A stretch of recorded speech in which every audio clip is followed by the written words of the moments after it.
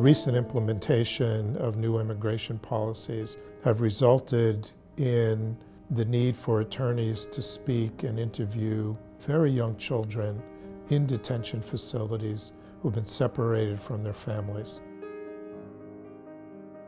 Thousands and thousands of children have been separated from their families in the last 5 years. For some of the children, it meant that they were grabbing onto their mother's leg or grabbing their shirts or trying to hold on.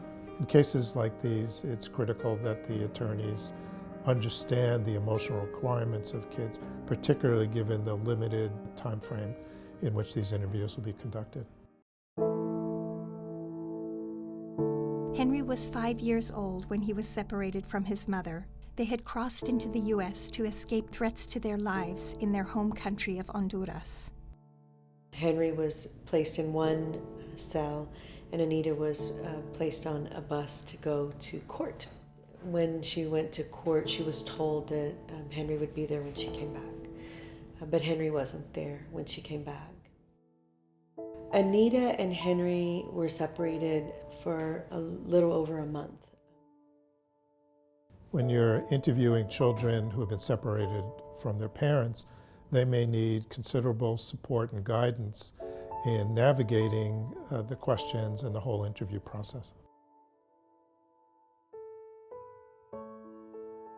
In the interview, before you start asking direct questions, it would be helpful to devote some time to prepare them on what to do if they're feeling distress. These kids may not have a lot of coping tools, so you may want to teach them some deep breathing, or you may want to suggest that they may want to color or draw, anything that helps them feel more comfortable. Say, here, you can doodle, you can write. If you want to draw a picture of what I'm asking, that would be okay too. Let them get up and move around. And in fact, I may get up and walk around, and I may lay down on the ground, and we'll roll around, or we'll get up and do jumping jacks or something. Henry, we're going to be talking about some difficult things that have happened to you, some experiences that may make you feel sad or scared.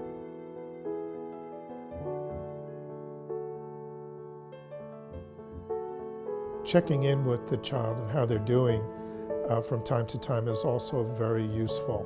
First, it will acknowledge that they're being understood and supported, but also may give them an opportunity to express things that are unexpected.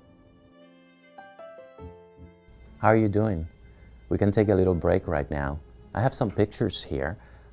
Some of them are happy, some of them are sad. They show different emotions. How are you feeling? You want to point to one of them?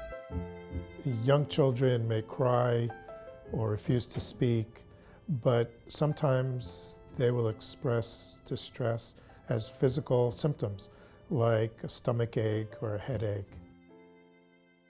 Henry, I'm sorry that you're feeling some pain in your stomach right now. I can tell that you're a little bit upset. Would you like to take a little break and do something else for a little while?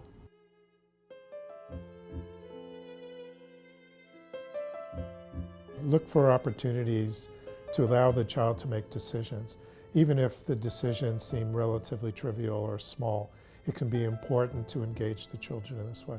For example, let the kids decide where they want to sit or if they want to sit, and make sure that they understand that they can stop the interview at any given time.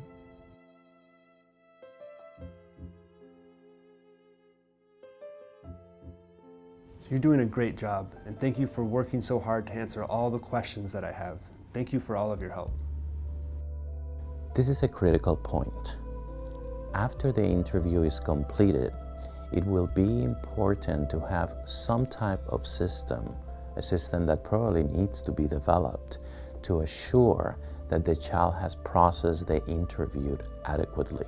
What I mean by that is that if the kid is later upset or sad, that they have someone to talk to.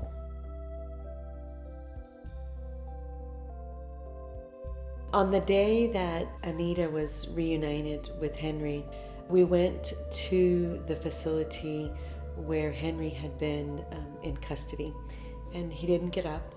He didn't look at us.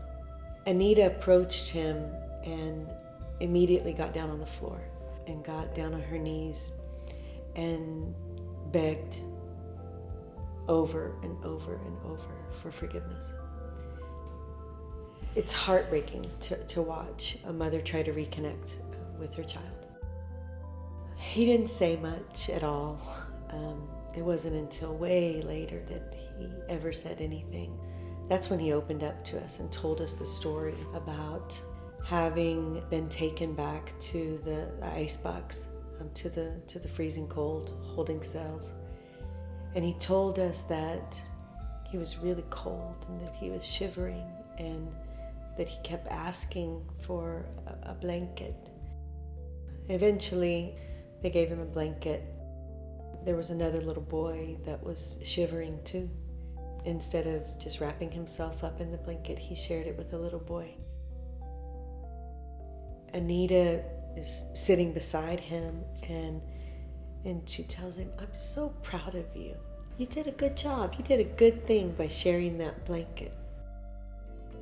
We know that these kinds of traumatic exposures can have lifelong consequences, particularly for children who've been forcibly separated from their parents. And therefore, it is important that the attorneys understand that they have a responsibility to utilize the approaches and techniques that will best support the emotional needs of the child.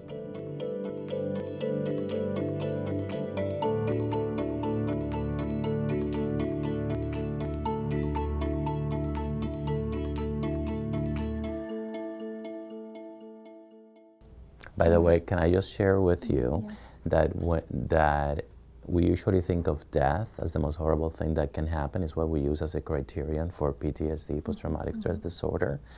But young kids don't understand death. They think it's reversible, and they don't know it's universal. Also, it's something that happens to other people, but not to my family. So death, they really don't care that much.